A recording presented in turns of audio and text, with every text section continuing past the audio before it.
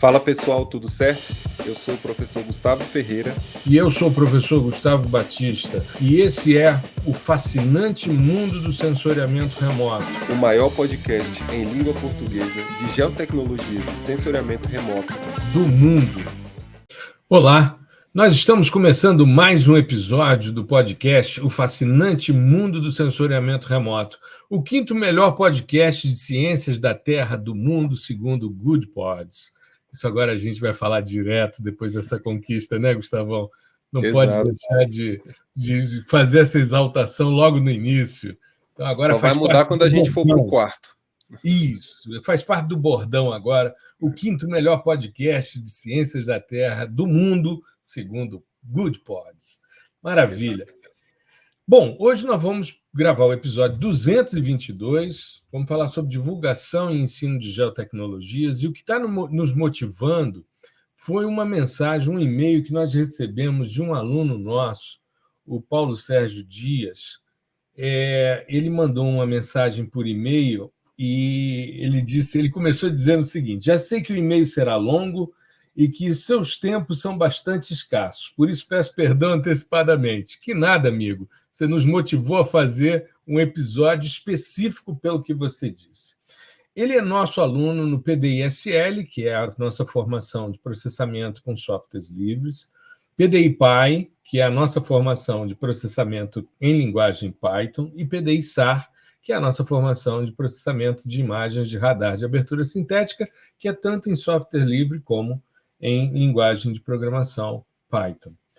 E aí ele faz uma discussão extremamente legal, inicialmente sugerindo que a gente fizesse um episódio, né, porque ele estava ouvindo o episódio 221, e ele disse que seria legal a gente falar de outros dashboards, especialmente o Copernicus Browser, que é o novo ambiente que o Copernicus disponibilizou para acesso dos dados Sentinel. O Sentinel Hub é super complicadinho de ser utilizado, e a gente já tem aula gravada no PDI-SAR sobre isso, né, Gustavo? De como a gente acessar os dados usando o Copernicus. E aí, como ele tem conversado muito com o Gustavo, né, pela sinergia do projeto que o Gustavo trabalha, onde ele trabalha também, eles já trocaram várias figurinhas na nossa comunidade, nos motivou a fazer um episódio sobre divulgação e ensino, porque realmente são coisas distintas. A gente pensar em divulgar a ciência em redes sociais é uma maneira da gente chegar a mais pessoas e mais pessoas se apropriarem de um conhecimento, e a parte de ensino. Aí sim, as pessoas que resolvem entrar nas formações, né, e se especializarem, participarem da comunidade, trocarem informações e a gente poder contribuir dessa maneira.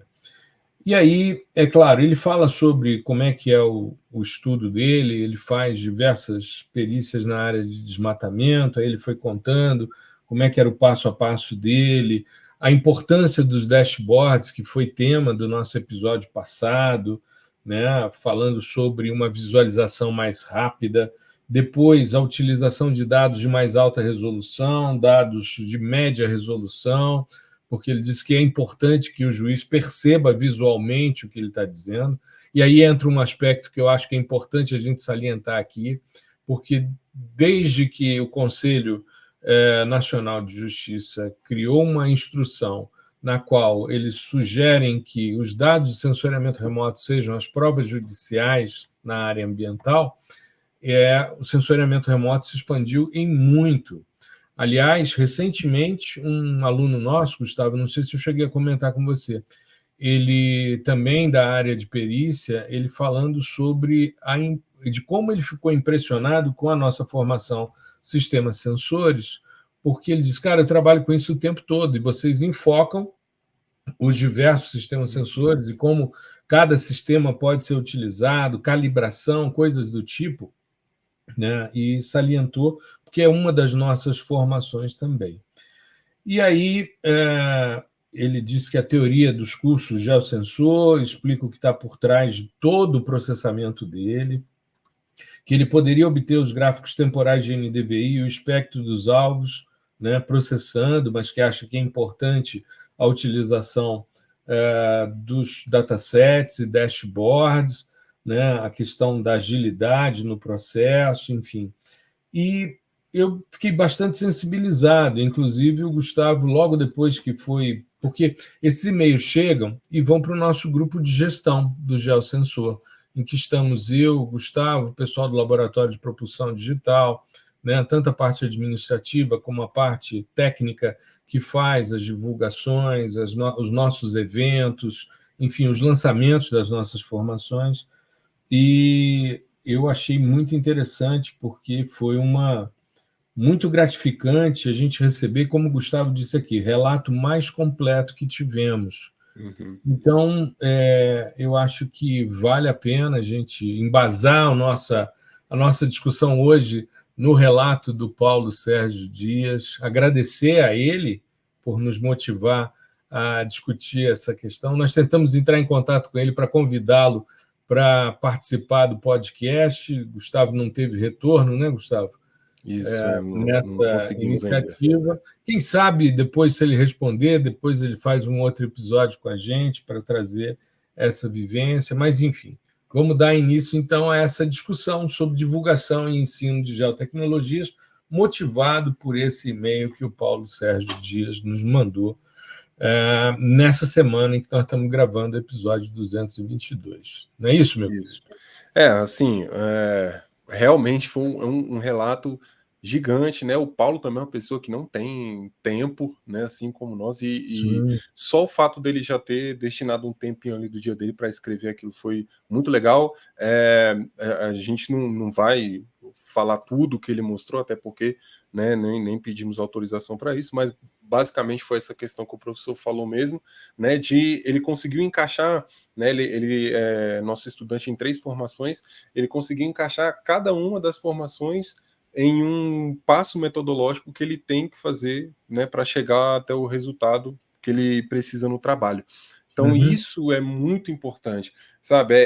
E aí entra uma outra discussão que eu acho que a gente fala um pouquinho mais no futuro, sobre essa questão de internet, de divulgação, de influencer, né? Para a gente, o que é mais importante nesses casos não é que o Paulo é nosso aluno em 3 formações, né? O mais importante é que ele conseguiu pegar aquele conhecimento ali e aplicar da maneira correta, né? No seu dia a dia. Estratégia metodológica, né? Exato. Então, assim, trabalho, né? Ele captou muito bem a essência do que a gente quer passar, né? E aí entra nesse esquema do que é divulgar a ciência e do que é ensinar a ciência, né? Aqui a gente está com um recorte específico de geotecnologias, mas é muito isso. A divulgação, ela é numa camada um pouco mais superficial, e ela tem que ser, né? A gente não, o pessoal que nos acompanha aí e tal, a gente não consegue, até mesmo por conta da própria dinâmica da internet, a gente não consegue aprofundar nos nossos posts, essas coisas todas, nas redes sociais, né? Então a gente tenta ali pescar o maior número de pessoas com assuntos interessantes, ou assuntos que saíram no noticiário e que têm uma relação com nossa atividade, né? Então, como forma de divulgação, só tá vendo isso aí que aconteceu em tal lugar e tal, isso é ciência, isso aí é geotecnologias, é por meio da ferramenta tal, né? Do meu lado, é mais uma divulgação um pouco mais focada no cara que já é profissional de geotecnologias e que quer entrar no mundo da programação. Então, assim, tá vendo essa ferramenta aqui que você costuma utilizar no software de interface gráfica e tal? Você consegue um resultado parecido e uma performance até melhor com essa biblioteca, essa linguagem de programação, né? Mas a gente meio que fica nesse nível, porque se a gente descer muito, a gente acaba perdendo uma coisa que, assim, bem ou mal, é muito importante na questão de redes sociais, que é a métrica do engajamento, né? Exato. Então, a gente precisa de ter uma métrica boa de engajamento para que a nossa capilarização também seja boa em termos de divulgação, né? Senão a gente vai ficar sempre ali divulgando para as mesmas pessoas, e nossa ideia central, né, dentro da caixinha de divulgação científica, é crescer a nossa comunidade, né, cada vez mais. E quando eu digo nossa, não é a minha comunidade, é do professor aqui do Discord, por exemplo, né, mas é toda a comunidade de geotecnologias, que é uma coisa que ainda carece de pessoal, né, de pessoas dispostas a ajudar, a fortalecer, né, enfim, colocar suas dúvidas e sugestões e até mesmo resoluções de desafios, né, para todo mundo ali se apropriar daquilo. Então, a nossa meta central é essa, né, de trazer mais pessoas. Então, assim, a ideia de ter uma bifurcação dentro do que é divulgação e do que é ensino vai no sentido de a divulgação, a gente precisa pescar cada vez mais pessoas, né? E aí, só para a gente fechar, né, essa questão de divulgação, nossa posição enquanto divulgadores e professores e tal é um pouco delicada quando a gente coloca nesse escopo da rede social, né? Porque, assim, quando você está numa rede social, igual na própria bio do professor tem youtuber, podcaster e tal. Então, todos esses rótulos, eles te fazem ser o que o pessoal chama de influencer, né? Só que é muito delicada essa interpretação, porque a gente não está aqui para influenciar ninguém, nós dois. A gente não influencia. Eu não vou falar para você, por exemplo, ó, isso aqui é melhor do que isso. O que a gente faz? A gente divulga. Ó, tem uma galera fazendo um negócio legal aqui, pô, tem uma biblioteca legal, tem um método legal que pode funcionar para isso, para isso, para aquilo. Né? A gente não tem esse objetivo de influenciar pessoas, né, nessa forma igual é visto a maioria dos outros influencers. E nada contra. Né? É uma profissão como qualquer outra. Né? Mas o problema é que a gente fica sempre nessa linha, enquanto divulgadores, de, cara, a gente está divulgando ciência ou a gente está fazendo um trabalho mais voltado para o que o pessoal chama de influencer, né? Que aí tem toda uma questão de marketing e tal, e acho que até por isso a gente não é influencer, porque a gente não faz ideia dessas coisas, sabe? É claro que tem uma equipe maravilhosa que trabalha para a gente, para a questão de divulgação, das capacitações e tal, mas, assim, a gente não tem esse tino, sabe? Como se fosse uma coisa do marketing e tal, porque o nosso objetivo central é divulgar e capacitar cada vez mais pessoas. Né? Então, essa questão é muito complicada. Assim, eu fico pensando nisso o tempo todo, sabe? Eu penso, deixa eu fazer uma consideração que eu acho que é importante a gente pensar. Você estava falando de engajamento, eu fui dar uma olhada aqui, abri o celular, estou aqui com ele aberto aqui, e fui ver as métricas do post que a gente fez no dia 29 de março, quando a gente recebeu a notícia de que nós éramos o 5º melhor podcast de ciências da Terra do mundo pelo Good Pods.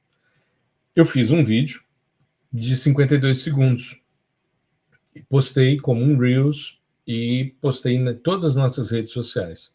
Threads, X, YouTube Shorts, postei no LinkedIn, no Instagram, enfim, vai para o Facebook, tudo, né? Vou pegar só as métricas do Instagram. Nós tivemos 3.653 visualizações. Foi orgânico, nós não investimos um tostão nessa divulgação. Aliás, eu estou fazendo agora uma verificação nos últimos 2 meses de como é que responde, né, organicamente as nossas contas. Durante muito tempo a gente impulsionou posts e tal, enfim. Foram 217 curtidas, 30 comentários, 14 envios e 2 pessoas salvaram. Achei interessante salvar o vídeo e tal. 2 pessoas salvaram. Aí, eu tenho aqui contas alcançadas. 2.332, sendo metade, praticamente a metade, 1.178 seguidores e 1.154 não seguidores. Beleza. Aí entra uma coisa que me chama a atenção. O vídeo era de 52 segundos, certo? Em 52 segundos, a gente deu uma notícia, né, falando que a gente tinha recebido uma coisa fascinante, que era essa notícia do posicionamento do nosso podcast. Tempo médio de visualização, 7 segundos. 7 segundos. Pois é. Aí eu me recordo de uma reunião que eu participei com o Grupo Cogna, quando a gente estava discutindo a especialização. A gente ia fazer especialização junto com a Ambigel, ia ser Geosensor e Ambigel juntos. Depois, em função dos nossos projetos de pesquisa, a gente não assumiu, eles assumiram e a gente faz parte. Inclusive, você está dando aula lá no curso, né? Eu tenho meu módulo agora em junho, enfim. E me chamou muita atenção porque eu conheci alguns estudos na área de educação que diziam que, numa aula presencial, em 30 minutos, o indivíduo conseguia reter a atenção por 20. Aí eu falei, ótimo, 20 minutos, perdeu 10. Então, às vezes você está ali, o cara realmente, depois de 20 minutos, ele se perde, aí depois ele volta e continua. E a pessoa que estava nos conduzindo nessa reunião disse, olha, a questão é que agora não são mais 20 minutos o tempo de retenção, agora são 7 minutos. E assim vai caindo. E assim vai caindo. Então, eu fico pensando na questão das redes sociais, no nível de superficialidade, na divulgação científica, porque eu lhe digo, em 7 segundos, o cara só ficou sabendo que a gente recebeu um prêmio do podcast. Se o tempo médio de visualização de um post de 52 segundos é de 7 segundos, e, Gustavo, se a gente pegar as métricas dos posts que estão marcados aqui, do Rubens, né, que vai ao ar na quarta-feira sobre serviços ecossistêmicos, é parecido, as métricas são muito parecidas, e 11 segundos o tempo médio de visualização. Só que o vídeo é de 57 segundos, 11 segundos. Vou pegar um vídeo seu, em que você fala sobre o plugin, o Pixel Purity Index, que você divulgou, que você postou. Então, eu fixei no meu perfil esse daí. Mesma coisa em termos de métricas e tal, 1 minuto o post, tá? Em termos de contas acessadas, alcançadas, é a mesma coisa, ou seja, esses 3 posts, eles têm mais ou menos as mesmas métricas, tá? 9 segundos. Pois é. Aí Assim, você fala sobre teoria, você fala sobre o que é uma análise de pixel puro, de um plugin que você divulgou, durante 1 minuto você fala disso, 9 segundos é o tempo médio. O Rubens falando sobre serviços ecossistêmicos, sobre melhor época para formar a camada de serrapilheira, que é fundamental para a drenagem de solo, para a incorporação de carbono, enfim, 11 segundos. Eu falando sobre podcast, 7 segundos. Então é isso. Se a gente for ver, a gente não está passando aí de 10 segundos, em média, esses 3 posts mais visualizados ali. E eu coloquei, são os mais recentes, mas mais importantes na minha compreensão.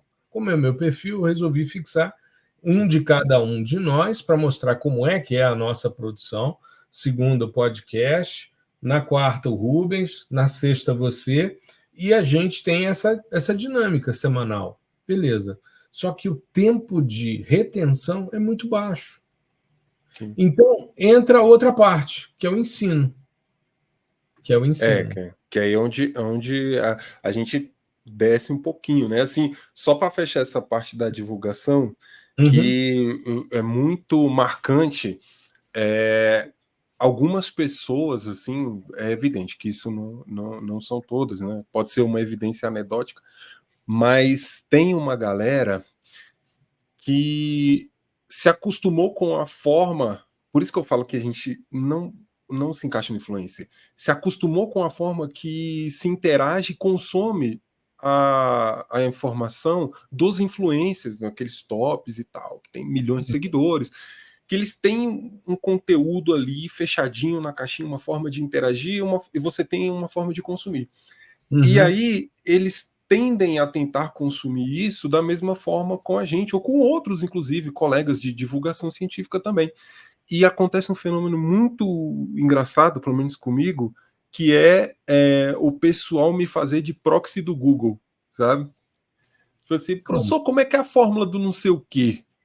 Aí, assim, sem problema, eu vou lá, e se eu souber aquilo de cabeça, eu vou lá e jogo pro cara. Mas eu penso, cara, o esforço que ele teve de chegar na minha DM e perguntar isso, ele poderia ter perguntado pro Google. Ia sair lá, sabe? Então, assim, coisas triviais, assim, a galera não usa as ferramentas que foram feitas para isso, porque elas estão acostumadas com esse conteúdo que é gerado pelos influencers em geral e que permite isso. Então, o que eu estou falando isso? Eu, enquanto pessoa ali, eu acho isso ruim? Não. Só que isso é ruim para o seu aprendizado. Né? Eu acho que tem uma questão que aí vai engata nesse tópico do ensino, que é, assim como nós, professores, nós temos que aprender a ensinar, a aprender a ajudar o estudante a construir conhecimento, o estudante ele tem que aprender a aprender. Né? E boa parte do que está nas redes sociais e tal vai contra, né, o que a gente sabe que funciona no aprendizado. Exato. Então, a pessoa não quer fazer exercícios, né, pôr aquilo em prática, não gosta da repetição, ela vê aquilo uma vez e tchau, sendo que a gente sabe, assim, tem décadas de estudos sobre isso.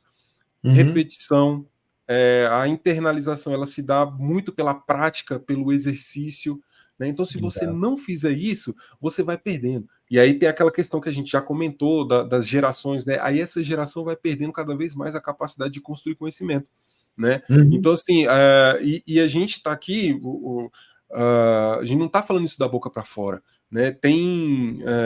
Nós fizemos disciplinas na faculdade específicas de educação, né? Então nós somos licenciados a isso. É claro que isso não quer dizer nada também.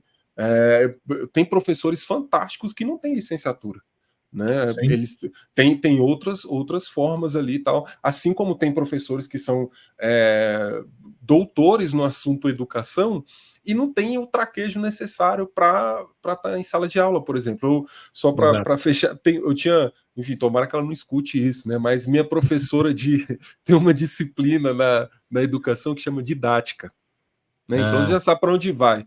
Cara, tudo que a professora não tinha era didática. Então, assim. Era um laboratório, né? Era um laboratório para você estudar. Olha, é o seguinte: a teoria da didática diz que você tem que agir assim. Eu vou fazer exatamente o contrário para vocês entenderem como não proceder. Isso.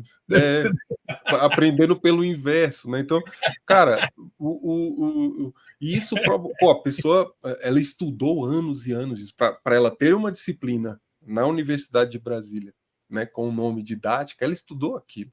Mas era nítido. Amigo, que não se eu disser tinha. para você que eu tirei a licenciatura anos depois que eu dava aula, eu nunca fiz essas matérias. Nunca.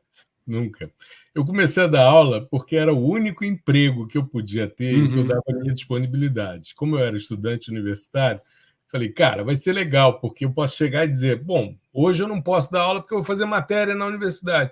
Nenhum outro emprego me permitia isso. A educação, sim. Aí eu comecei.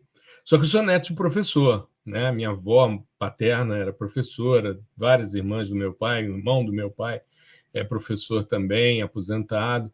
Então tem uma tradição. Eu sou de uma família de professores de um lado e de advogados do outro. Eu optei por ser professor, né? Mas que bom, para mim é melhor. Eu durante muito tempo eu dei aula primeiro sem ser formado, quando eu dava aula de cursinho, e depois eu dei aula quando os caras começaram a cobrar licenciatura, eu dava aula num curso de formação de professores, um curso de licenciatura em geografia. E aí eu cheguei para o diretor do curso, falei, cara, eu preciso tirar a licenciatura. Ele disse, traz o seu currículo, eu vou analisar, vou fazer as equivalências. Eu recebi todas as matérias, porque era geografia também, recebi todas as matérias, faltava, basicamente, estágio supervisionado. Sim. E aí eu fui dar aula. Estágio 1 que era e o que 2, você já fazia. Que eu já fazia, fui junto. Aí tirei a licenciatura, né? E aí eu tenho hoje um diploma de licenciado, mas eu nunca fiz estrutura e funcionamento de ensino, nunca fiz didática 1, 2, nunca. Eu Nunca, passei por isso. Eu Mas, nunca cara, fiz uma matéria como essa. E, cara, os caras que vêm fazer os nossos cursos com a gente, principalmente quando são professores, eles vêm e dizem, cara, eu venho por causa da sua didática. Eu acho que deve ser inerente, porque eu nunca estudei isso. Pois é. Então, e a mesma coisa do meu lado. Eu estudei, mas eu te garanto que eu não vi nada de didática ali, sabe? Como exercitar isso na prática. Talvez nem exista uma forma, né? Isso vai de cada um, vai de cada conteúdo. E nessa perspectiva do ensino, o professor, o instrutor, ele tem que estar muito bem calçado nas bases, né, nos conceitos ali e na forma que ele vai passar aquilo, né? É comum a gente ouvir falar de o professor está dando uma disciplina que tem bem simples em termos conceituais, mas ele complica pra caramba. Ou o contrário, nossa, é uma disciplina super complexa e o professor coloca aquilo de uma maneira simples, né? E isso vem dessa... que eu faço. Pois isso que eu faço nos últimos 30 anos. Eu digo para os meninos, olha, tem um nível de complexidade alto, você precisa entender tanto de física, como de matemática, como de química. Não é uma coisa simples. Não adianta dizer, não, vai ser facinho. Não.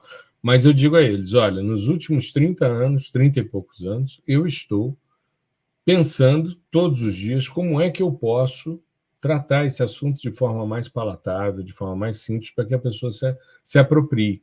E isso facilita tanto a divulgação como o ensino. É uma coisa, né, se a gente for pensar, aliás, a gente colocou aqui divulgação e ensino, divulgação versus ensino. Porque elas acabam sendo coisas distintas, né? E uma pode atrapalhar a outra? Pode. Então, se você tiver uma lógica de influência, que não é o nosso caso, né? Sim, essa questão ela é muito forte na gente por conta desse background de ensino mesmo, né? Então, assim, a gente consegue separar meio que essas duas personas de divulgação e de ensino, porque a gente sabe que se a gente joga tudo de ensino no divulgação, não funciona. Assim, se a gente fizesse uma capacitação com o nível de simplificação que a gente tem num post, não funcionaria também. Né? Então, assim, a gente... Ensinar as coisas em 1 minuto. Pois é. Assim, não cabe. Né? Então, você saber dividir isso é muito importante. Né? É uma degustação. Porque as pessoas... Mesmo. Pois é. E as pessoas do nicho influencers, né, desse grupo influencers, eles usam da divulgação como uma espécie de marketing. Né? Na verdade, como uma espécie, não, como marketing. Pô, vou te dar um pedacinho disso aqui, e aí se você gostar, né, ou na verdade eu vou utilizar todos os subterfúgios para você gostar daquilo, para você buscar mais. Beleza, é isso. A marketing é 90% da coisa. E a gente utiliza a lógica da divulgação para captar pessoas para dentro da nossa comunidade. E aí o que ela vai fazer dali para frente, ela decide. Na maioria das vezes, ela quer se aprofundar. Não necessariamente em tudo que a gente tem a oferecer, algumas coisas. Né? E ótimo, perfeito. Vai ser mais uma pessoa formada, né, com capacidade para assumir cargos importantes, posições importantes acadêmicas também, produzir conhecimento, né, e divulgar também conhecimento de outras formas, ou até mesmo junto com a gente, né, porque a gente está ali para ajudar aquela pessoa. Mas agora, se ela não quiser também, beleza. A gente não vai ficar lá fazendo esse trabalho de marketing e tal. Então, assim, é muito bacana ter essa visão, e é evidente. Eu só tive essa percepção depois de, pô, a gente já tá o quê? 3 anos juntos nessa, né? Então, pô, demorei 3 anos fazendo e tal, muitas vezes fazendo sem perceber o que estava fazendo, né? E eu demorei todo esse tempo para a gente chegar nessa conclusão, né? Que existe esses dois mundos, e a gente consegue passear entre eles graças a toda a nossa experiência, toda a nossa história dentro do ensino, da divulgação, da parte acadêmica também, né? E ainda bem, né, que a gente consegue. É muito bom ter essa galera toda com a gente. O Paulo é mais um desses, né, que conseguiu deslanchar, que é o que a gente, como eu falei no início, é o que a gente almeja. A gente quando a gente divulga uma capacitação, faz um lançamento, né, a preocupação não é por entraram 100 estudantes, 200, 300. A preocupação, na verdade, ela nos atinge quando ele termina essa capacitação. Sabe? O fulano entrou e terminou. Beleza, qual o feedback? O que ele conseguiu com isso? Sabe? Ele perdeu o tempo dele ou não? Ele conseguiu utilizar isso? E em todos os casos que a gente tem documentado, né, que a pessoa veio falar seja com a gente ou com a gestão da capacitação, é sempre uma experiência positiva. Né? Então isso é muito bom. Talvez seja fruto dessa questão da gente entender esses dois pensamentos, né? Isso. E é muito gratificante, né? Quando a gente recebe um retorno como esse. Com certeza. É algo muito, muito importante, porque realmente mostra que a gente está no caminho certo. Sim. E, como você disse, a gente está por um processo de educação. E, graças a esses que entram nas formações, a gente consegue manter a divulgação, consegue manter os eventos gratuitos e consegue manter o podcast, né? Chegamos a 34, aliás, 50 e... Espera aí, deixa eu ver aqui. Deixa eu abrir aqui direitinho a métrica nossa. Só um instantinho. A gente tinha 17 na outra plataforma. Sim, chegamos... Isso, mais... Isso, 54 mil downloads dos episódios do podcast, né? Você pega, por exemplo, aqui, impressões no Spotify, 11.983 impressões nos últimos 30 dias. Então, é muito legal quando você repara e percebe que esse que é um dos instrumentos mais poderosos que a gente tem, porque a gente tem 30 minutos para falar, e as pessoas ouvem os 30 minutos, porque o tempo de retenção não são 7 segundos. Quem ouve podcast, ouve o episódio todo. Né? Assiste. Mesmo que seja no 10x. Mesmo que seja no 10x, não tem problema, mas ele ouve tudo e se apropria de muita coisa legal. Sim, podcast é tanto divulgação como ensino, porque muito do que a gente faz aqui, a gente usa como material didático também. E se a gente tivesse, só para fechar, se a gente tivesse na lógica comum de mercado e tal, de influência, e olhasse para o podcast como um produto, a gente deve concordar nessa que cancelaria esse produto. Porque financeiramente não tem retorno. Só dá prejuízo. Né? Tanto que a gente tem que pegar a receita das capacitações e passar para cá e tal. Mas assim, para você ver, né? Então assim, a gente ia perder, se tivesse sempre com essa lógica, né? Ia perder a coisa mais importante. O que é mais importante para nós. Né? Então isso é muito louco, assim, se a gente pensasse pura e simplesmente por essa lógica, né? Então ainda bem que não pensamos, inclusive eu acho que é o que a gente mais gosta de fazer aqui, abrir para gravar e falar sobre o que a gente quiser, né? Isso é bom também. Cara, não tô afim de falar sobre tecnicalidades hoje, vamos dar uma filosofada, vamos falar sobre outras questões que envolvem também, né? Mas que estão ali orbitando a nossa área, e é massa pra caramba, porque a galera escuta, e mesmo esses que não são, né, de assuntos técnicos, eles escutam todo o episódio, às vezes vêm falar comigo no direct sobre o episódio, pô, gostei do episódio, aquela parte que você falou tal, tal, tal. Quando fala assim, eu falei, esse ouviu mesmo. Não, quando você falou tal, tal, tal coisa, eita, bicho, esse aí ouviu mesmo, prestou atenção. Então, assim, pô, é muito legal e, assim, tá sendo, né, esse aqui um episódio mais de agradecimento mesmo por todos os nossos feedbacks positivos aí, seja de quem está nas nossas capacitações, seja de quem escuta o podcast, consome nosso conteúdo ali nas redes sociais. Então, assim, é muito bacana, depois de, né, 3 anos, o que eu tenho é só agradecer a vocês aí e que continuem, tá? Sempre ali interagindo com a gente, que é o que a gente mais gosta de fazer. O podcast já tem 4, né? Já tem 4 anos. Eu cheguei um pouco depois. Exato. Mas é muito legal mesmo, é agradecer mesmo, né? E mudei aqui o nome do episódio para divulgação versus, né, um xizinho aqui, ensino de geotecnologias. Acho que é uma reflexão legal, Gustavo, e a gente, né, realmente sai um pouco da parte mais técnica, como a gente falou de dashboards, né, no último episódio e tal, a gente falar um pouco mais sobre questões mais amplas, né? E agradecer porque é muito legal quando a gente vê pessoas como o Paulo fazendo, né, um agradecimento como esse, e como ele a gente recebe tantos outros, né? Aliás, o último episódio não foi sobre datasets, não. Datasets foi há 2 episódios atrás. 10 anos da constelação Copérnicos. É verdade. Depois a gente falou com o Jales sobre o artigo dele, e aí agora a gente falando sobre isso. Mas é isso. Vamos encerrar, porque já passamos dos 30 minutos. Sim. E para a gente, né, manter o nosso padrão aí de 30 minutos, agradecer cada vez mais, né, a quem nos ouve e que nos permite chegar em posições como essa, né, de 5º melhor podcast em Ciências da Terra pelo Good Pods.